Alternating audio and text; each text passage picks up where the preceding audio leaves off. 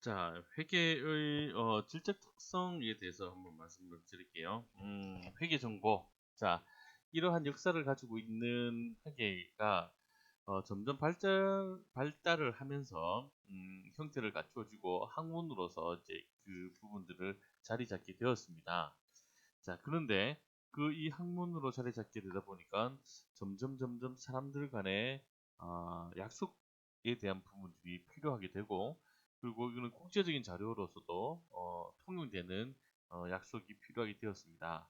그래서 기본적으로 이 회계 정보에는 어떤 특성들이 있는지를, 그리고 어떤 약속들이 있는지를 한번 말씀을 한번 들어볼게요. 자, 우선 회계 정보의 질적 특성. 자, 회계 정보의 질적 특성은 무엇이냐? 자, 우리가 지금 어, 일반적으로 재무 보고 또 회계 보고를 한다라고 할 때는 그 의사 결정을 한다라고 얘기를 했죠. 어떤 의사 결정이죠? 여러분들께서 아까 얘기한 것처럼 내부 그리고 외부. 자, 내부는 누가 있었습니까? 내부의 의사 결정을 할 수 있는 사람들은 경영진, 그리고 또 하나는 종사자가 있었고요. 외부는 누구 있었습니까? 어, 정부기관이 있었고, 그리고 채권자가 있었고, 또 음, 그리고 투자자, 투자, 기부자 이렇게 있었습니다. 자, 그래서 회계정보는 다양한 이해관계자가 의사결정에 유용하게 사용할 수 있도록 정보를 제공하는데 그 목적이 있습니다. 자, 그렇다면 이렇게 다양한 이해관계자는 아까 말씀드린 것처럼 크게 두 부분으로 나눠졌다. 내부하고 그리고 외부로 나눠졌습니다. 자, 외부로 나눠졌다. 자, 내부는 아까 말씀드린 것처럼 경영진, 그 종사자, 외부는 정부기관, 채권자, 투자자 이렇게 나눠질 수가 있다. 그 목적이 어떤 것이 있느냐에 대한 부분들을 이해를 해주셔야 되고요. 그래서 따라서 회계 정보가 유용하게 활용되기 위해서는 질적으로 좋은 정보가 제공되어야 된다. 자, 질적으로 좋은 정보가 제공되어야 된다. 자, 우리가 지금 어, 여러분들께서 병원 경영진이라고 생각합시다. 병원 경영진이라고 생각합시다. 병원의 어떤 경영진인데, 자, 우리가 지금 이 병원을 꾸려나가고 있어. 제일 중요한 건 뭡니까? 음, 자, 제일 중요한 건 약간 거시적인 부분이 필요합니다. 병원 경영을 하는 부분에서, 자, 여러 가지 상황들이 분명히 있을 거예요. 여러 가지, 뭐, 우리가 생각했던 것들이 여러 가지 있을 겁니다. 어떤 것이 좋은 정보냐? 자, 현금 출납부처럼, 물론 이것도 제일 필요한 부분들입니다. 자, 현금 출납부처럼 현금이 왔다 갔다 하는 부분들이 있어요. 그런데 현금의 규모가, 예를 들어 10원, 20원, 20원, 30원, 뭐 100원, 200원짜리, 뭐 이런 정보들이 필요한 것이냐? 아니면, 질적으로 어떤 좋은 정보라는 게 어떤 그 정보가 질적으로 좋은 정보냐? 어떤 정보가 질적으로 좋은 정보인지를 한번 알아보겠습니다. 자, 질적으로 좋은 정보가 바로 병원 경영에 직접적으로 영향을 미친다라고 볼 수가 있습니다. 자, 유용한 정보를 제공하기 위한 회계 정보가 갖춰야 할 질적 특징은 크게 두 가지입니다. 자, 우리의 목적이 무엇이고 어떠한 표현으로 되어 있느냐. 자, 목적 적합성과 충실한 표현 두 개가 있어야지 우리가 유용한 정보라고 할 수가 있다. 자, 어떤 것들이 유용한 정보냐? 음, 질적 특성, 그리고 근본적으로 질적 특성이 있고 질적 특성. 자, 질적 특성. 어떤 것이 더 질적으로 이 한자인다 이거. 음, 자, 질적으로.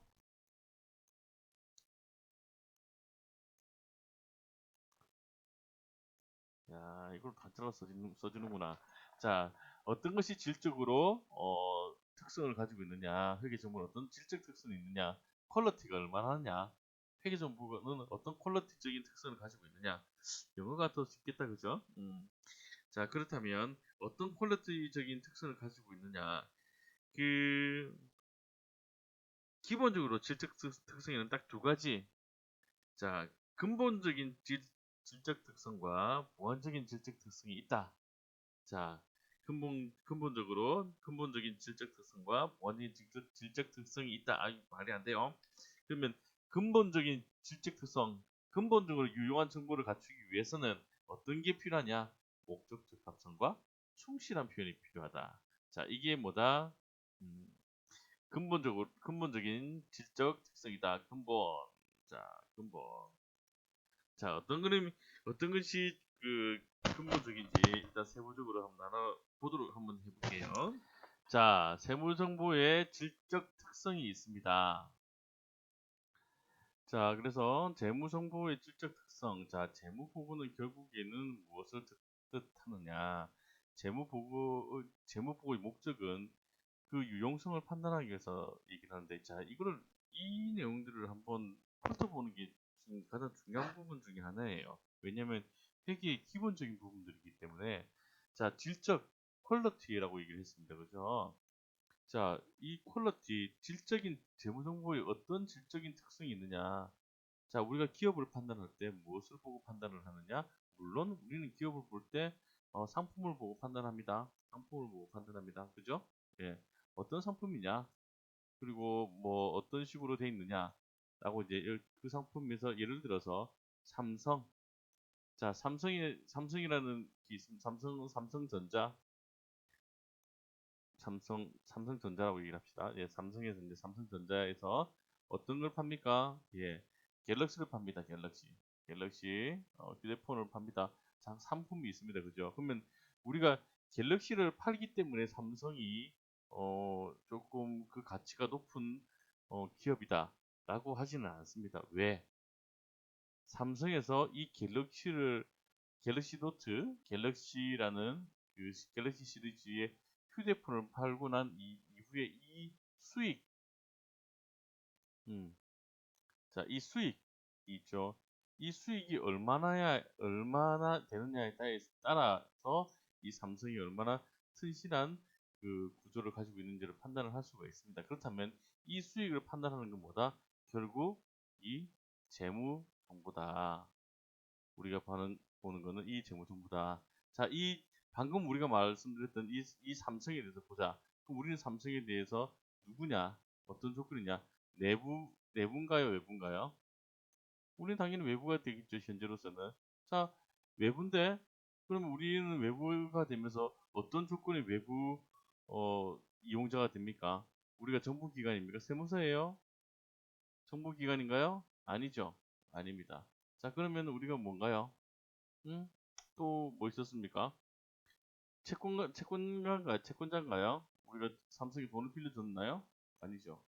자, 그러면 우리는 투자를 할 수가 있는 투자자가 될 수 있을 겁니다. 뭐를 통해서? 주식을 통해서. 자, 그렇다면 우리는 투자자의 입장에서 삼성을 본다면은 뭘 보느냐? 자, 삼성이 갤럭시를 몇 대를 팔고 어떤 수익을 해서 어떤 비용을 해서 결국엔 수익을 얼마나 남겼느냐가 우리는 관심이 있습니다.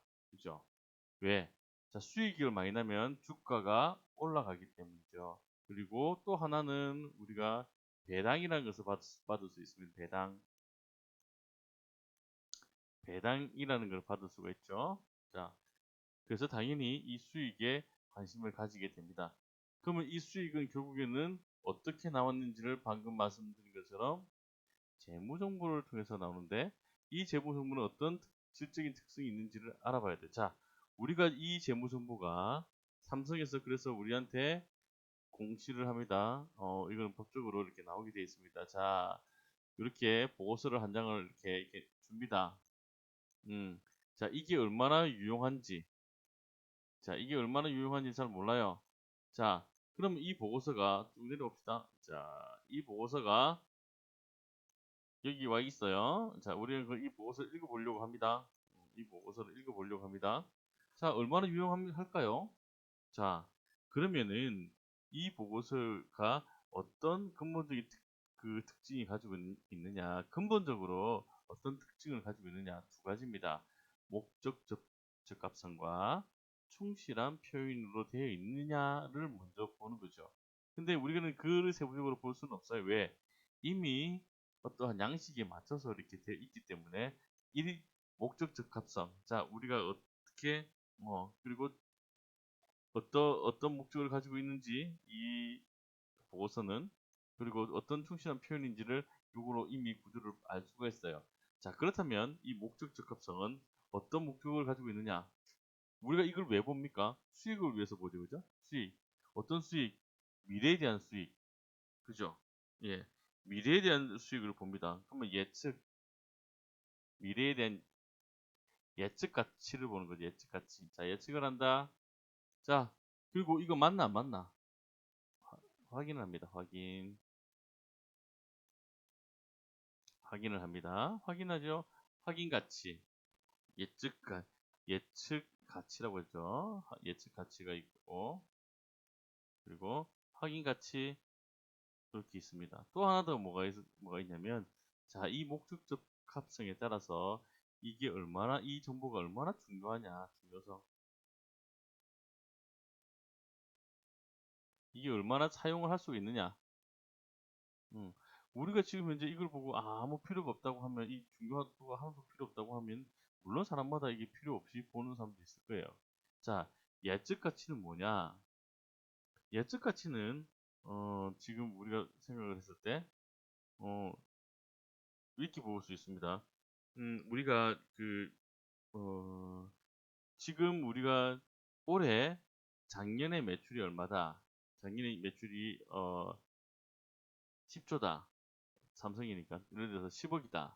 그러면 올해 어떤 활동을 하기 때문에 올해는 어, 예를 들어서 100억을 만들 수가 있겠다. 왜? 어떤 이벤트가 생길 수 있기 때문에 이 이벤트를 통해서 100억을 만들 수 있다는 예측 가치를 이제 확인하는 것을 바로 이제 미래 예측을 할 수 있다는 것은 바로 예측 가치라고 하고, 자, 그러면은 자, 보세요. 그러면 뭐 때문에 봐봐. 자, 작년에는 10억이었는데 올해는 100억이었어. 뭐 때문에? 니는 도대체 누구냐? 니는 도대체 누구냐? 여기에는 그 내용이 포함되어 있겠죠. 자, 지난 시간에 배운 것처럼 단기와 전기가 있습니다. 단기와 전기가 기간이 나눠진다고 했죠. 자, 전기에는 10억인데 단기에는 100억입니다. 왜? 왜? 왜 그러냐? 자, 이게 바로 확인 가치입니다. 자, 그러면 이 가치가 결국에는 수익으로 따라 올라오기 때문에 그만큼 이 정보는 중요하다. 자, 아까 말씀드렸던 재무정보의 질적 특성에는 근본적인 질적 특성과 보완적인 질적 특성 두 가지가 있는데, 근본적인 질적 특성에는 목적 적합성과 충실한 표현이 있다. 목적 적합성에는 어디가 무엇이 들어있어야 되냐면 예측 가치, 확인 가치, 중요성이 들어 있어야 된다. 그런 말씀을 이제 전달해 드립니다. 이번 챕터는 여기까지 할게요.